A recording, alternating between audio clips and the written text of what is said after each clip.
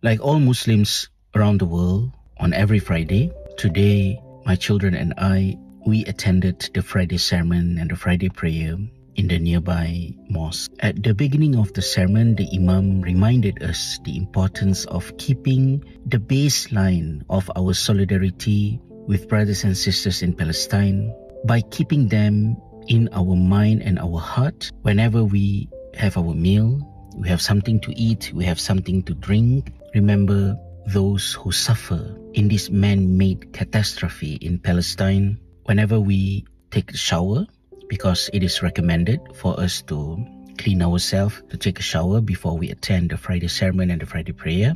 Remember that the Palestinians are struggling even to have a clean water to drink. And by keeping them in our mind, that does not mean that we constantly feel sad, depressed, gloomy, because it's unhealthy. But by having them in our mind, will lead us to always make dua, our supplication, asking Allah to bless them with strength, with patience, perseverance, to keep them strong, and at the same time to also help us to continue in our solidarity in doing whatever we can. If we have extra money, we donate. If we have the ability to access some literature, knowledge, learn, read, and share them with people around us, whatever we can. And we also ask Allah to help us in changing the way people are thinking, how they feel. Although it feels sometimes like impossible, but changing is not impossible.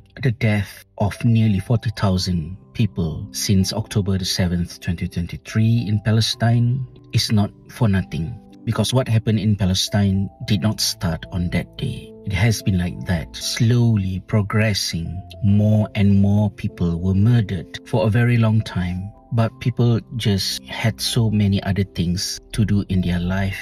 And once a while, something pop up in the news talking about things that happen in Palestine. And I think in 2024, it is no longer a struggle for us to make people see how centralized, the centrality of the Palestinian affairs. It doesn't mean that things that happen in China with the Uyghur Muslims, the crisis in Kashmir, in Afghanistan, in Iraq, in Syria, a neighboring country, in Lebanon, in many parts of Africa, all over the world, are not as important as the Palestinian issue.